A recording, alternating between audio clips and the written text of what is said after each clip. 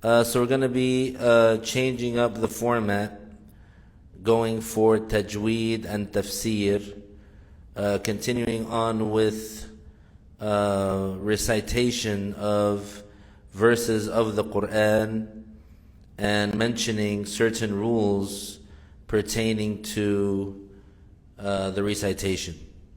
So we're going to recite together. It's going to be call and response.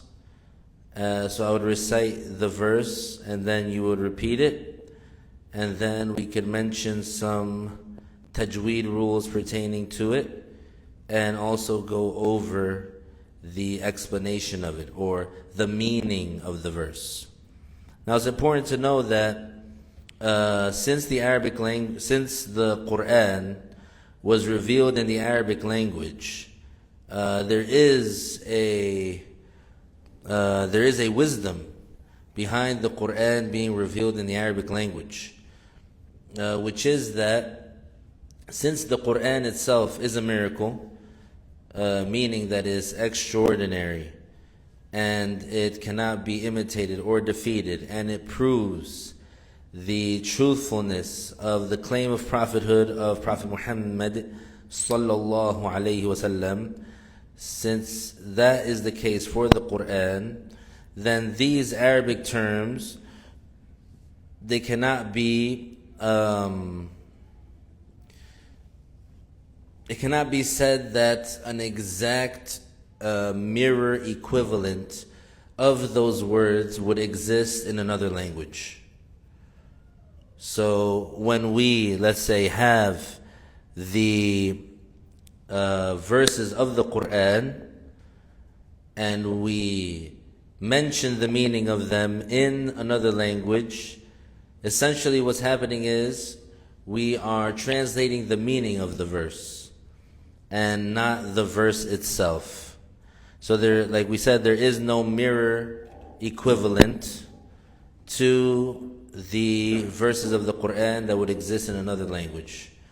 So technically, there can be no translation of the Quran. What there can be is a translation of the meanings. So last time we left off at Surah At-Takweer, and this surah is a Makki surah by consensus, and it's made up of 29 ayat. So it has 29 ayahs.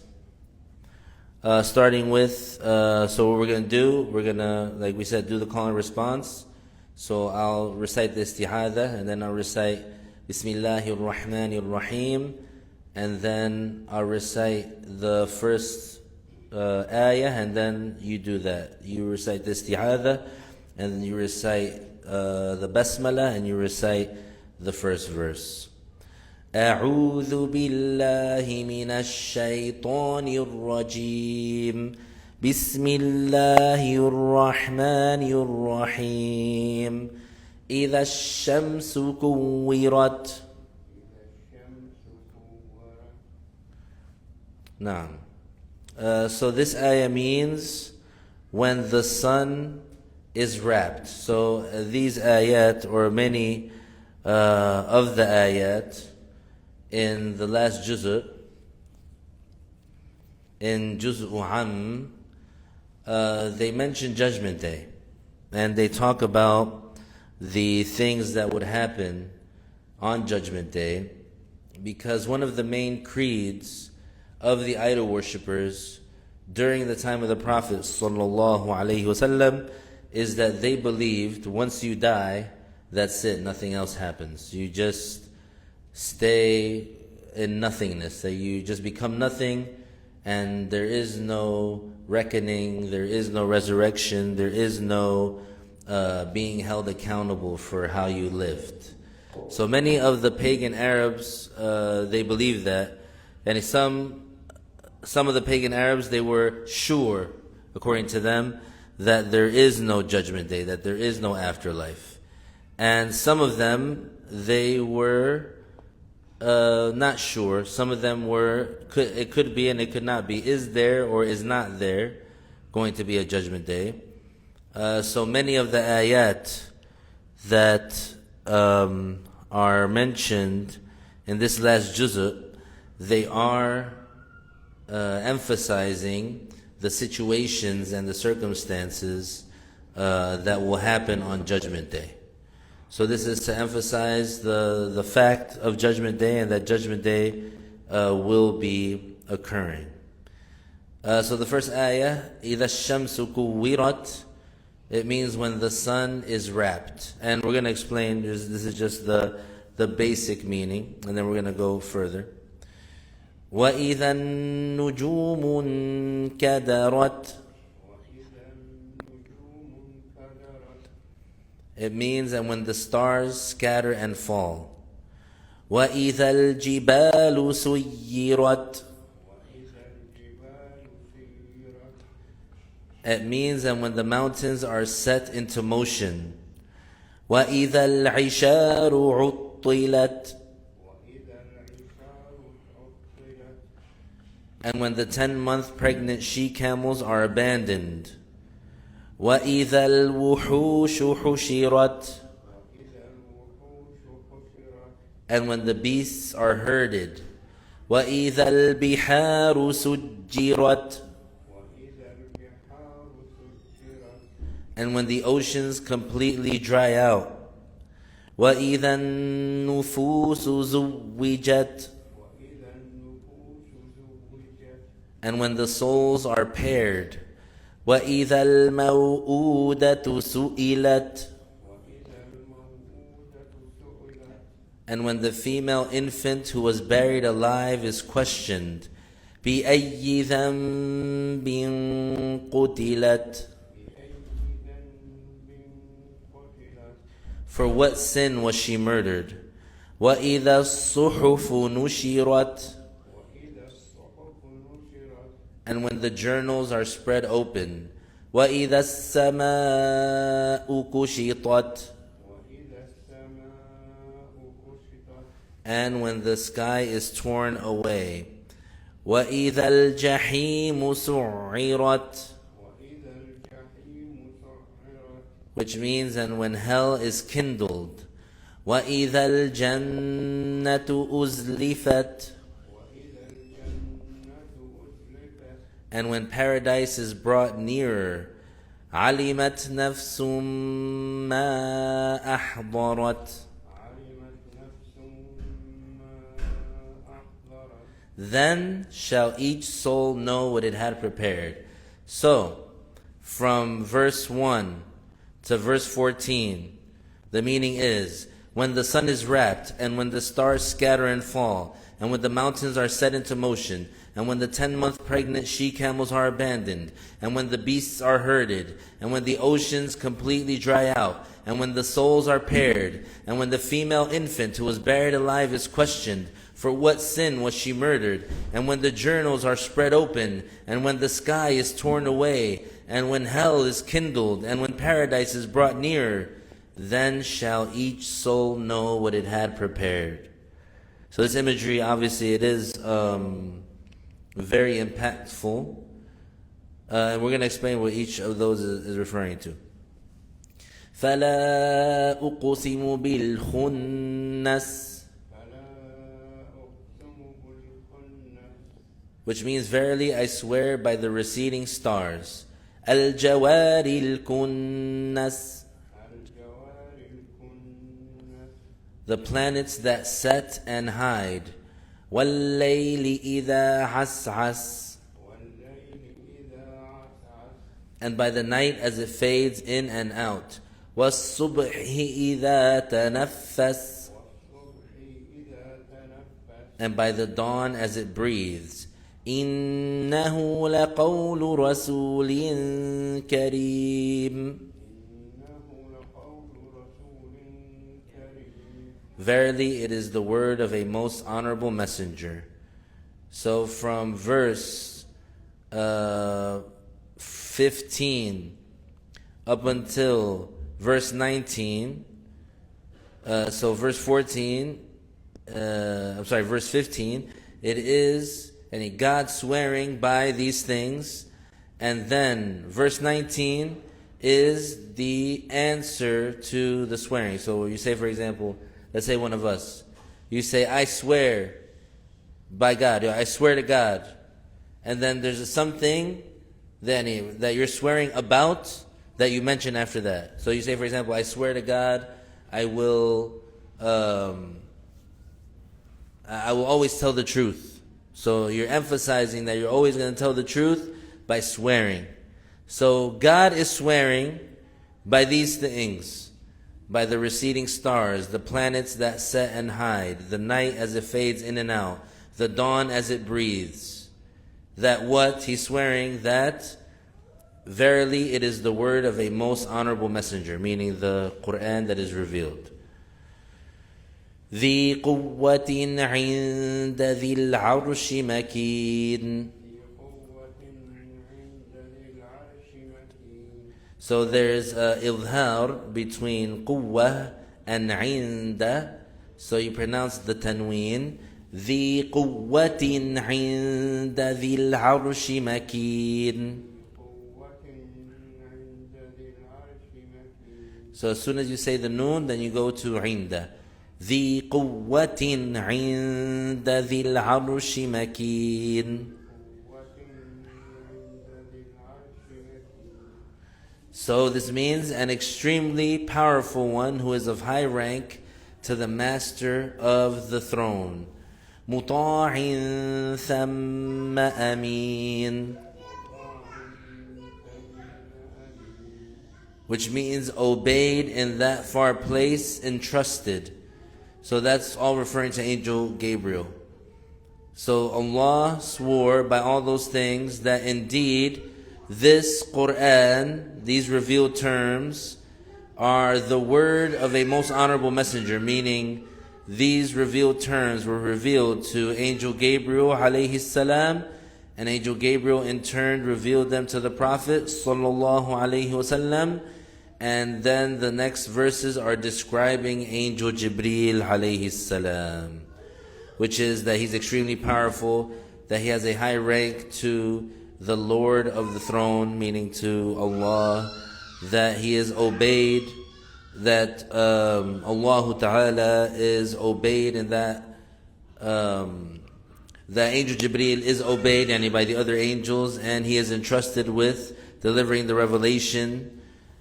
Now verse 22, وَمَا صَاحِبُكُمْ بِمَجْنُونَ.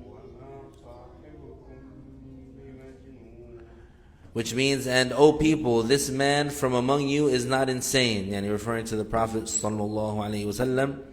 وَلَقَدْ رَآهُ بِالْأُفُقِ الْمُبِينِ. And he surely saw him in the clear horizon. وَمَا هُوَ عَلَى الْغَيْبِ بِضَنِينٍ. Which means, and he surely does not withhold any of the revelation. وَمَا هُوَ بِقَوْلِ شَيْطَانٍ رَجِيمٍ. And it is not the word of a accursed devil. فَأَيْنَ تَذْهَبُونَ. And so where are you going? إِنْ هُوَ إِلَّا ذِكْرٌ لِلْعَالَمِينَ. Verily it is a reminder to all the creations. لِمَنْ شَاءَ مِنْكُمْ أَنْ يَسْتَقِيمَ. So there's ikhfa between the noon and the sheen. So you prepare the sheen to be pronounced, and then you hold that position with a ghunna for 2 harakat, without a shadda. لِمَنْ شَاءَ. لِمَنْ شَاءَ.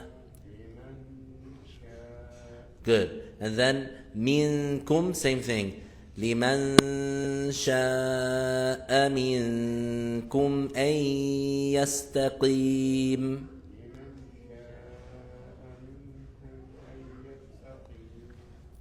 Which means, for whoever among you wants to straighten up, وَمَا تَشَاءُونَ إِلَّا أَن يَشَاءَ اللَّهُ رَبُّ الْعَالَمِينَ.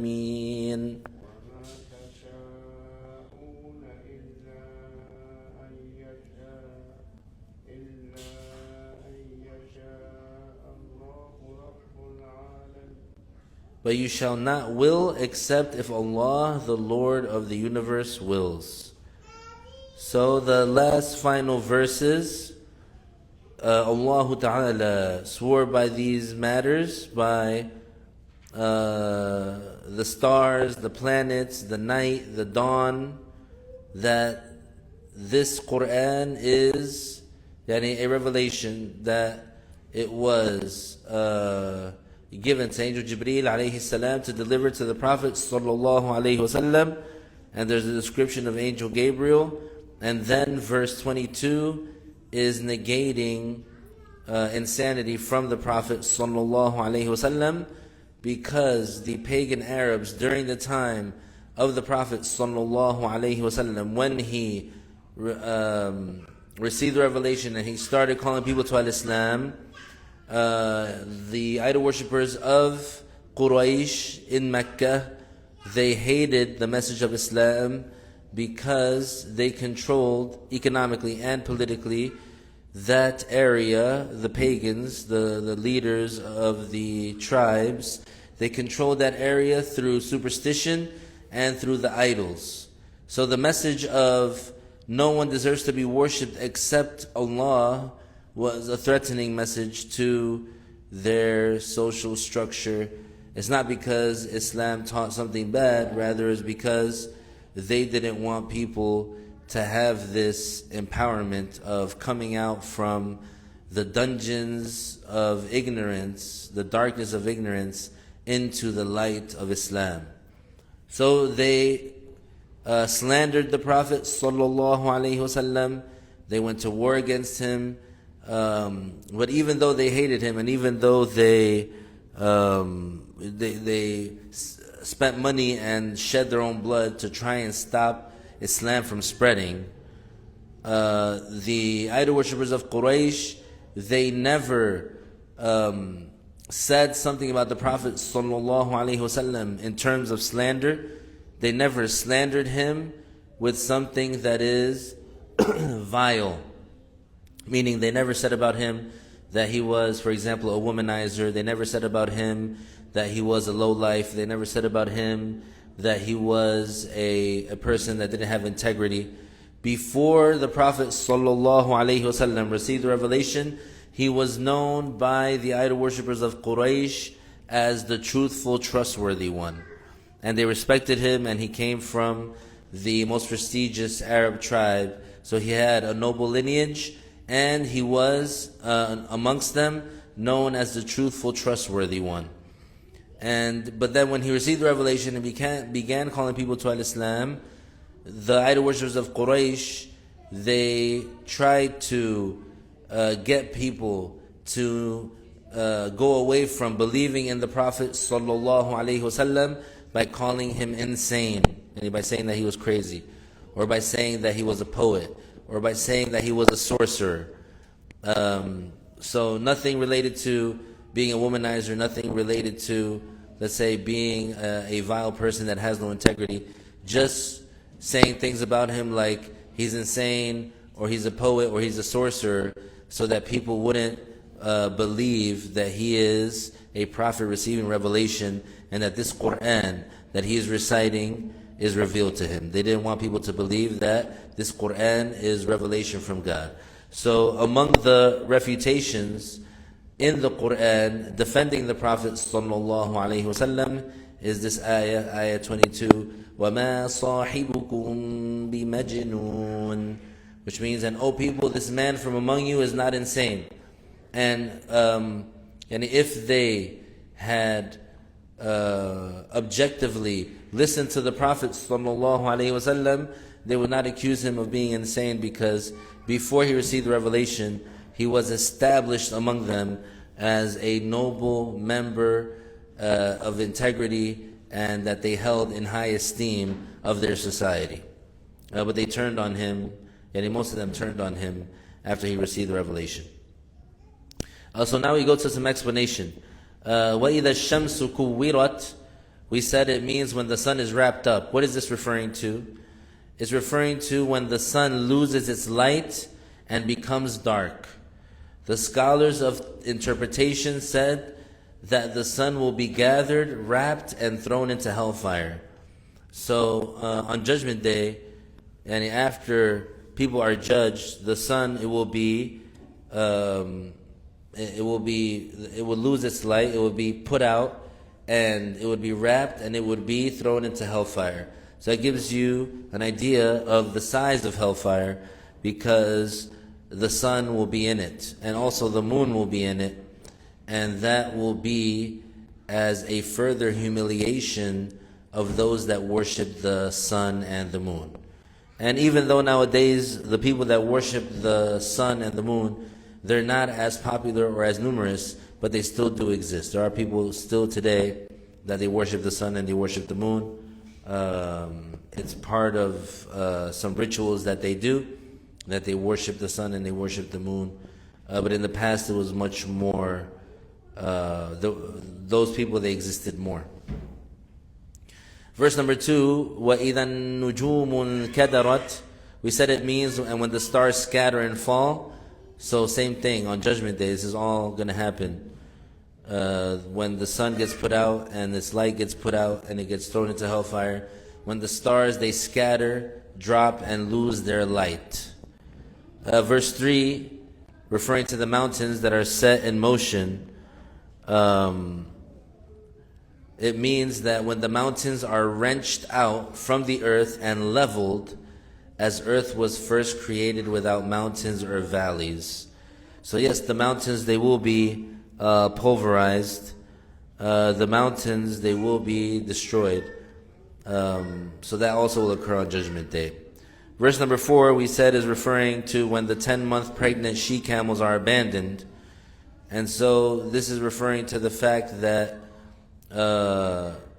these camels are very precious to their owners. And in the Arab society, and even till today, these camels that have these certain ages and certain stages, especially the she-camels, they're very valuable and they cost a lot of money.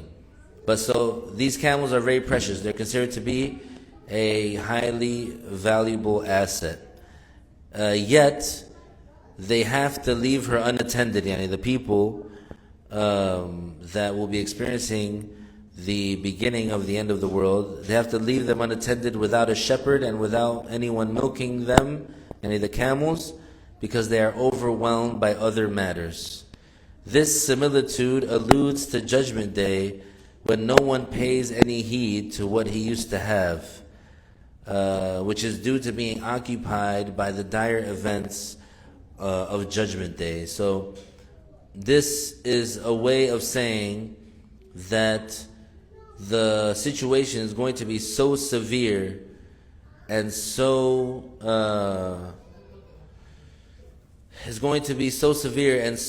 that it occupies you from something like that, like a very precious type of asset, that you would leave it unattended and you wouldn't even pay attention to it because of what you're dealing with.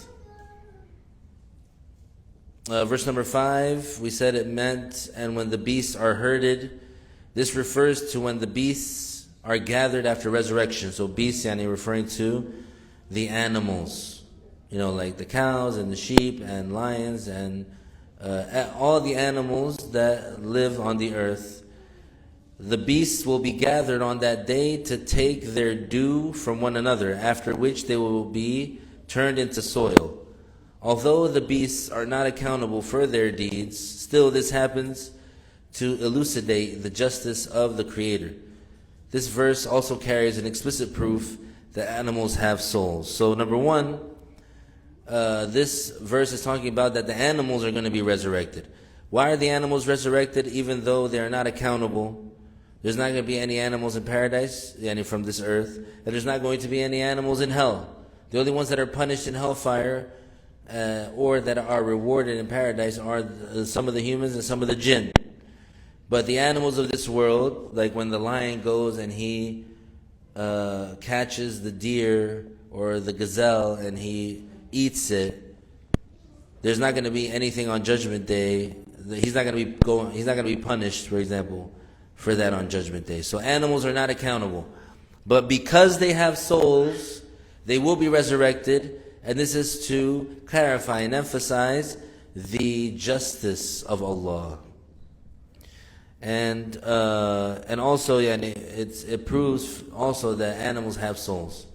So beware of some people who they contradict these verses of the Quran, and they would say that animals don't have souls. There are some people that say that's misguided, and it contradicts the Quran. Now, with horns will be headbutted by the ram that didn't have horns, that got headbutted in this world. So if a ram headbutted a ram that didn't have horns in this world, on Judgment Day, that one that got headbutted will get their quote-unquote retribution, and they would headbutt that ram on Judgment Day, and then both of them will be turned into dust. So the animals, after they've been resurrected to take their due from one another, they're turned into dust, and they neither go to paradise and they neither go to hellfire. They just get annihilated and turned into dust. And the accountable non-Muslims, when they see that, because they know that they're going to be going to hell forever and going to be tortured forever, they would wish that they were like the animals. In this life, the accountable non-Muslim is arrogant, and the accountable non-Muslim is egotistical, and the accountable non-Muslim is conceited and vainglorious, and he looks upon himself with delusions of grandeur. But on that day, he will wish that he was dust. He would give anything to just be a particle of dust. Verse number 6, we said it means that when the oceans completely dry out, this means that the water of the oceans will be gone without any drop left. And other interpreters of the Quran, they said that it means that the waters of the ocean will be lit in a blaze.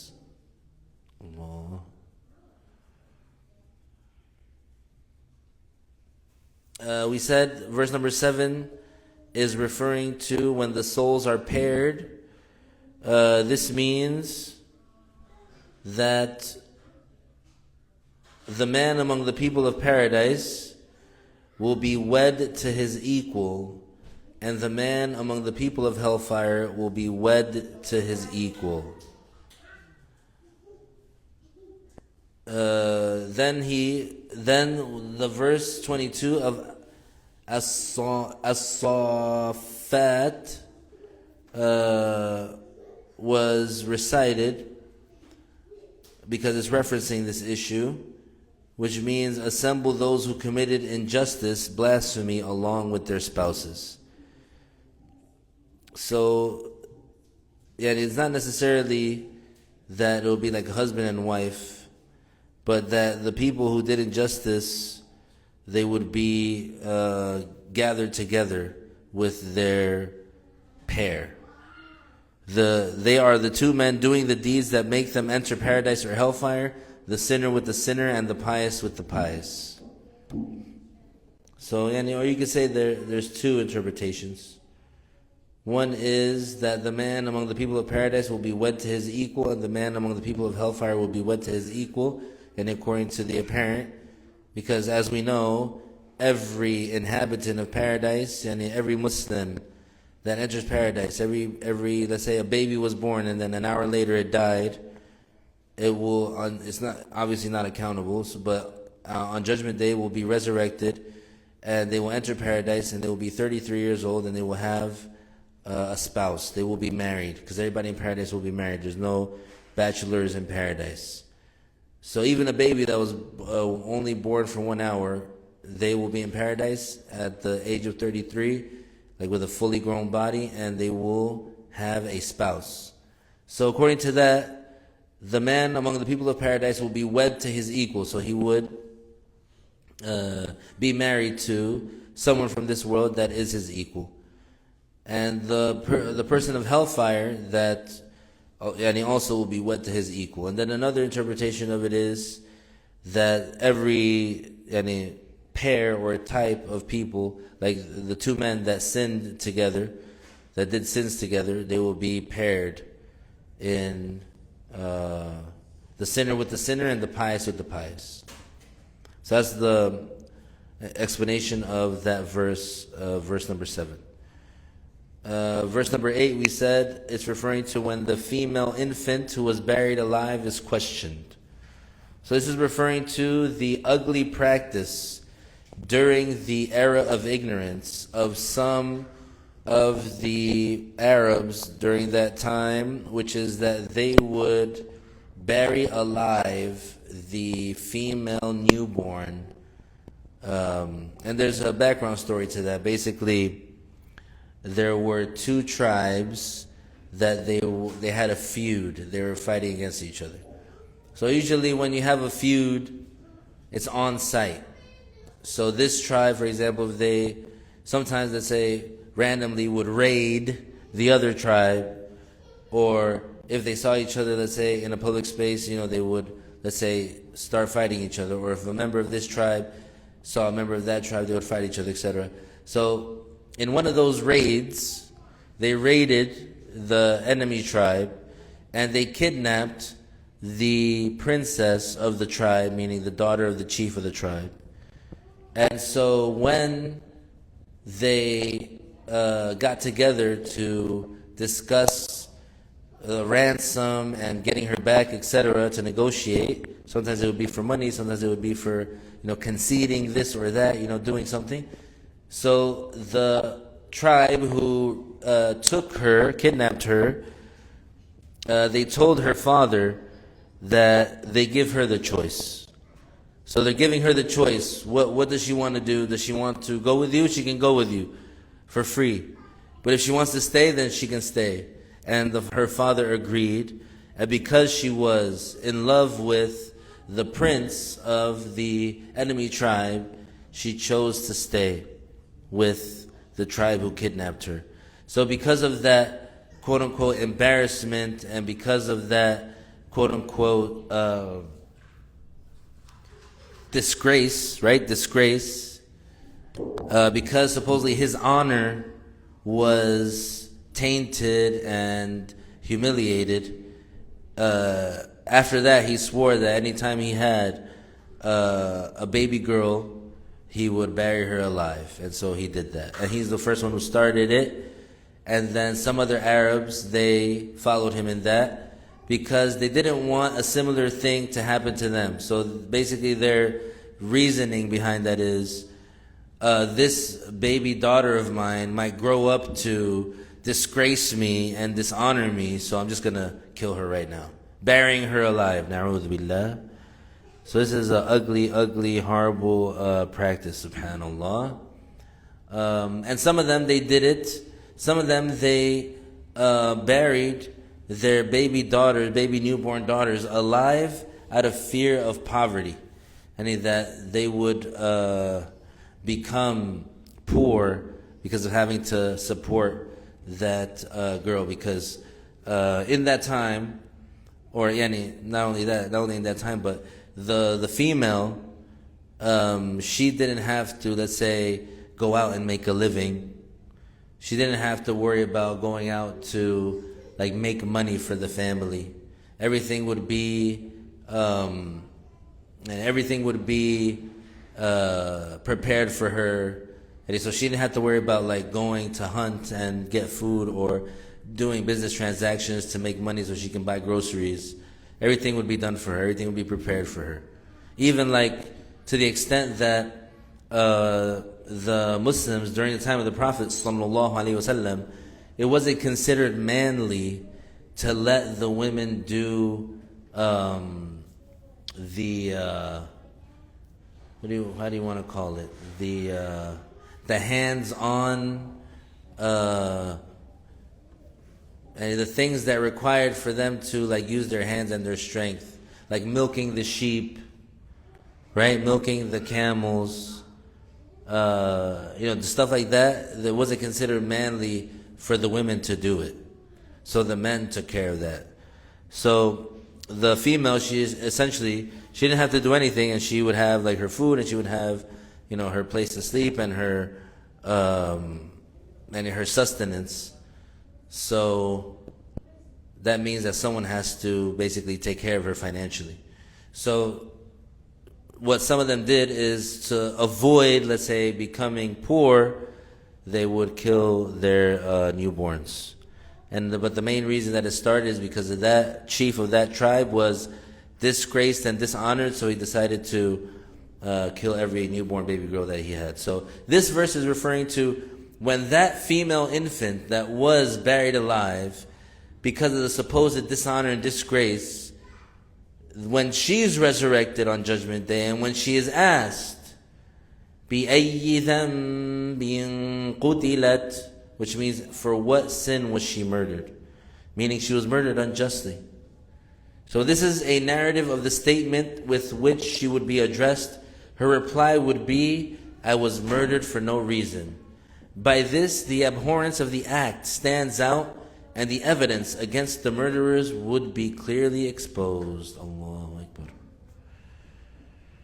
Verse number 10, we said it meant when the journals are spread open. This is referring to the journals in which the angels record the good and bad deeds of those concerned will be folded by death and then laid open again on Judgment Day. Then every person will stand at his journal and learn what is written in it, and would say, as is revealed in verse 49 of Surah Al-Kahf, مَا لِهَذَا الْكِتَابِ لَا يُغَادِرُ صَغِيرَةً وَلَا كَبِيرَةً إِلَّا أَحْصَاهَا. This means this book wondrously does not skip counting neither a small nor an enormous matter. And basically, these journals, they are the record of all of your voluntary actions in this world. And what you said, and by your own will, not a slip of the tongue, or not while you were sleep talking. What you did, actions that you did with your body, with your eyes, with your tongue, with your hands, with your feet, and your own thoughts. Not invasive thoughts and not whispers of the devil. Your own thoughts. What did you think about? Did you think about this? Did you think about that? You actively thinking about it. If it was bad, it gets written against you. If it was good, you get rewarded with a sincere intention. So those journals, once the person dies, they get closed, because you're not going to be doing any more deeds. You're outside of accountability. Your time has ended. Your chance is done.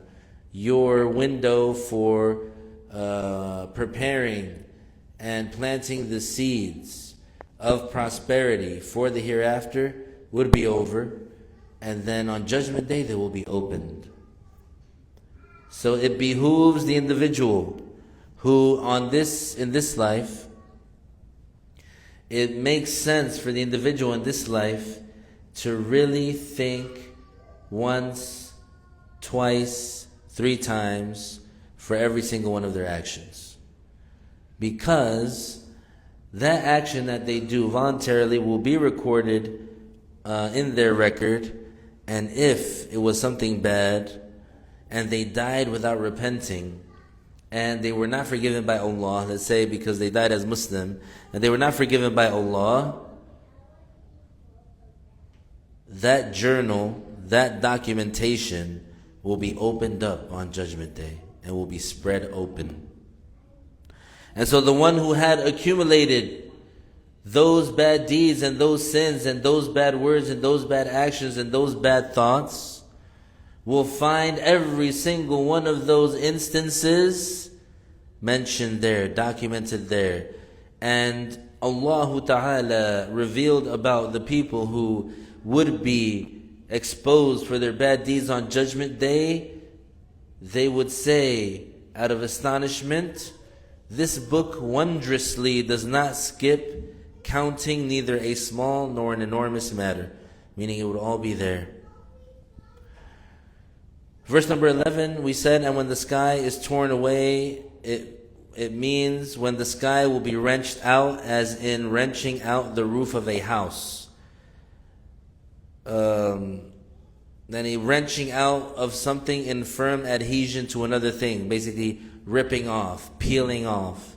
Just think of like, you see those videos of like a hurricane and then, or a tornado, and the wind is blowing really hard and then the roof just comes off. That will something similar to that will happen to the heavens and the skies. The sky will be torn away, ripped open, peeled open.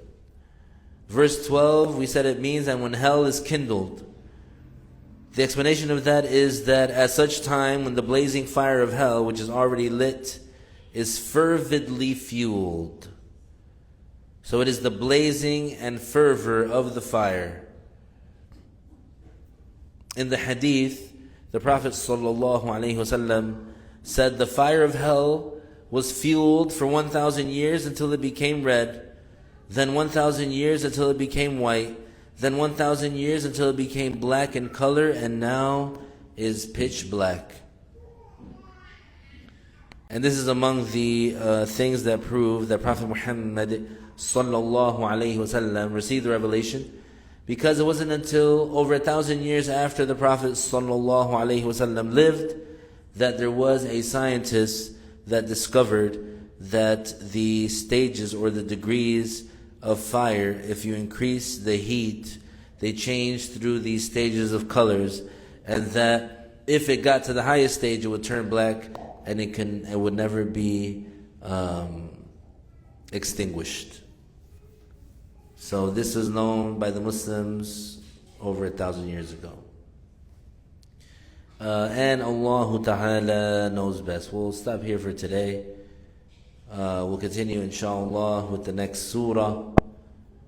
After we finish some of that explanation, we will continue with Surah Al-Infitar. Be ready for more recitation and more tafseer.